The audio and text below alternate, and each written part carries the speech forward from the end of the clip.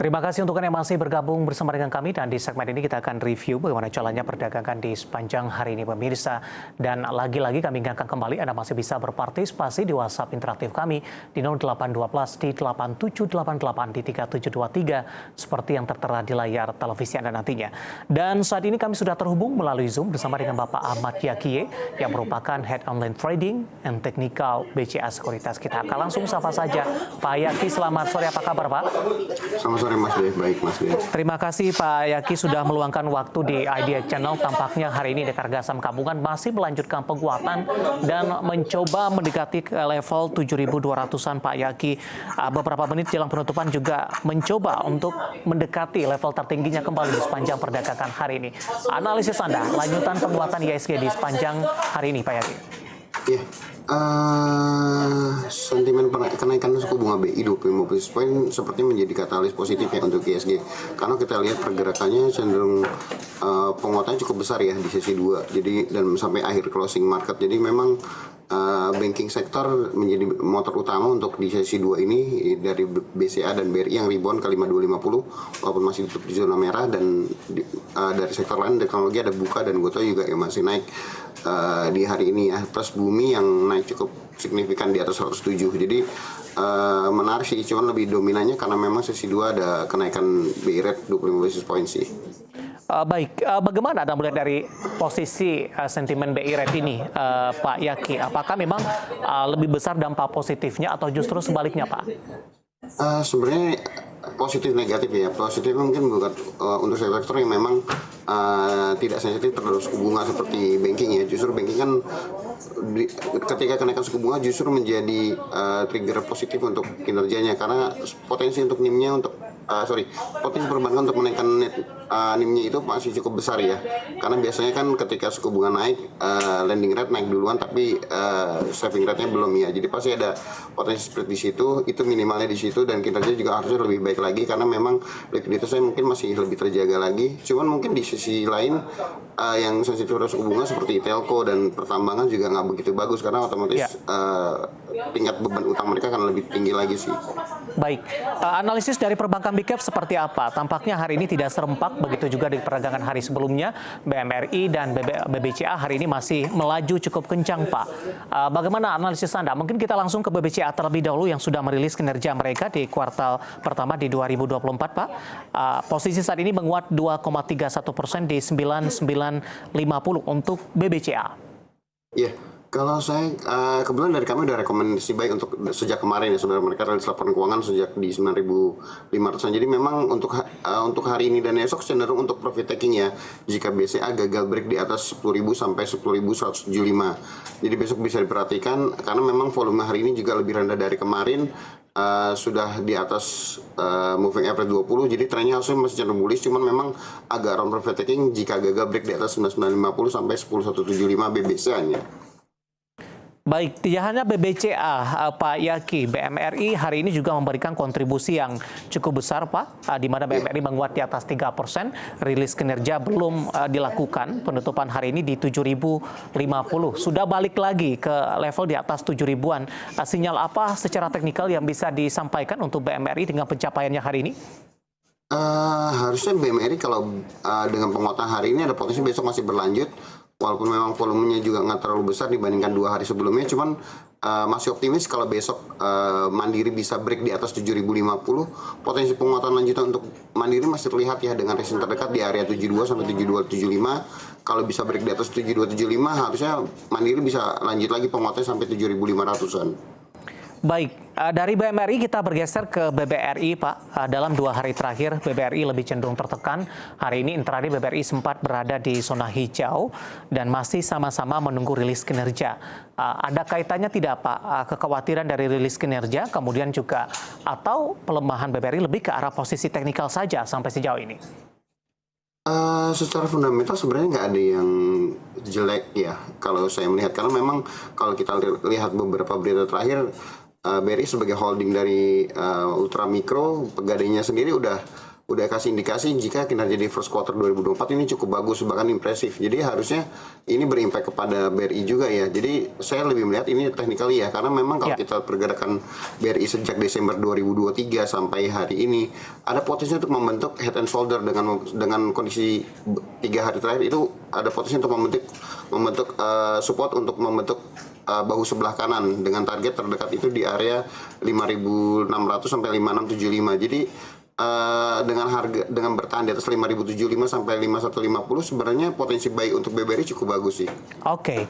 Dengan penutupan hari ini di 5.225, 2 hari ke depan jelang libur akhir pekan, kecenderungan masih tertekan terus berlanjut tidak, Pak Yaki, atau ada peluang rebound kembali untuk BBRI?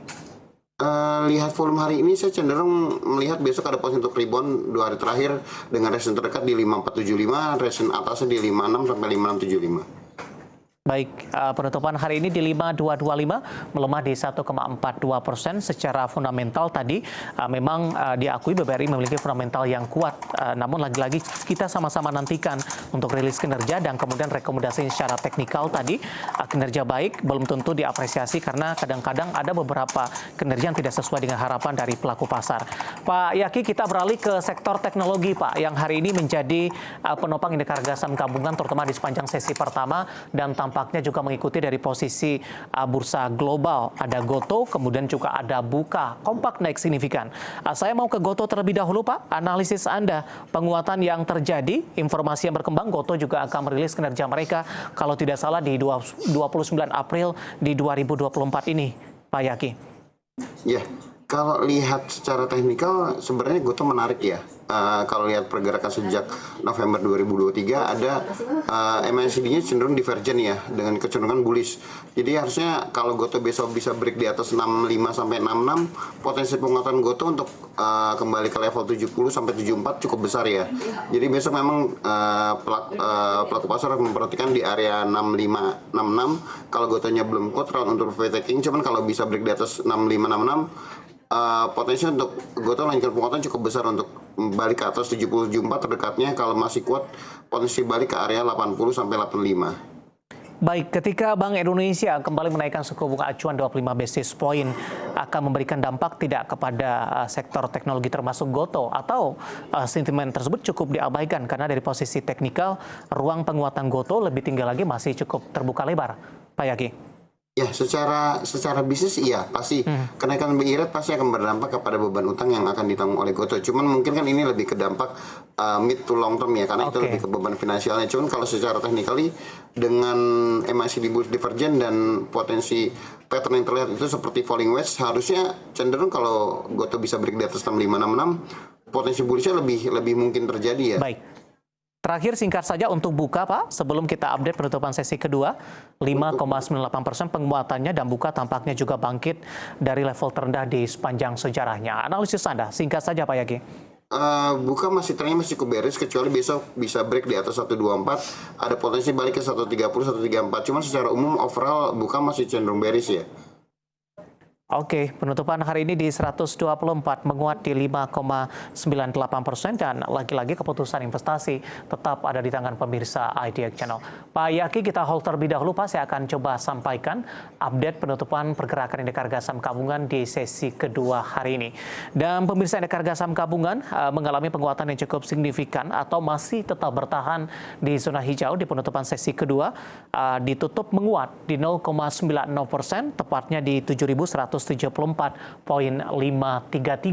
Di mana secara intraday di sepanjang perdagangan hari ini, indeks harga saham gabungan tadi sempat mencoba mendekati level 7.200-an, tepatnya di 7.191,177 dan level terendah di 7.126,850. Dan langsung saja kita ke grafis yang pertama, pemirsa. Kita akan coba lihat bagaimana updatean posisi penutupan beberapa indeks lainnya di perdagangan sesi kedua hari ini. Dapat Anda saksikan grafis di layar televisi Anda, pemirsa. Posisi dari MNC 36 ini mengalami penguatan di 0,25%. Kemudian juga Jakarta Islamic Index posisinya melemah, pemirsa, di 0,17%. LQ45 mengalami penguatan di 0,40% di 931,355. Selanjutnya rotasi pergerakan sektoral di penutupan sesi kedua hari ini, teknologi jauh memimpin penguatan di 2,36% jika dibandingkan dengan posisi sektor lainnya. Kemudian kesehatan juga menguat di 0,688% maksud kami. Kemudian juga industri melemah maksud kami di 0,65%. Transportasi dan logistik juga melemah di 0,28%. Kita beralih ke grafis selanjutnya, saham-saham yang hari ini yang justru menjadi penopang indeks harga saham gabungan pemirsa didominasi oleh saham-saham perbankan big cap. Ada BBCA ditutup menguat di 9.950, BMRI juga menguat di 7.050, Bumi hari ini kembali naik tinggi di level 106 dan Goto yang tadi pun juga sempat kita ulas ditutup menguat di Rp64 per sahamnya. Kita beralih ke grafis selanjutnya. Hari ini saham-saham yang menjadi pemberat untuk indeks harga saham gabungan dari perbankan big cap ada BBRI. Tadi pun juga sempat kita ulas ditutup melemah di 5.225. Telkom hari ini melanjutkan pelemahan ke 3.040. Astra Internasional bahkan kembali meninggalkan level 5.000-an tepatnya di Rp4.910 per saham.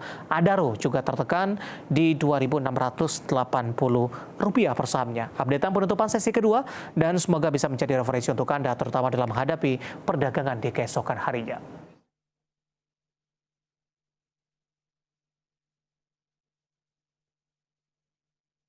Kita akan jeda kembali dan tetap di tempat Anda karena setelah ini kita akan coba lihat saham-saham pilihan apa saja yang direkomendasikan dan pemirsa kami akan segera kembali sesaat lagi.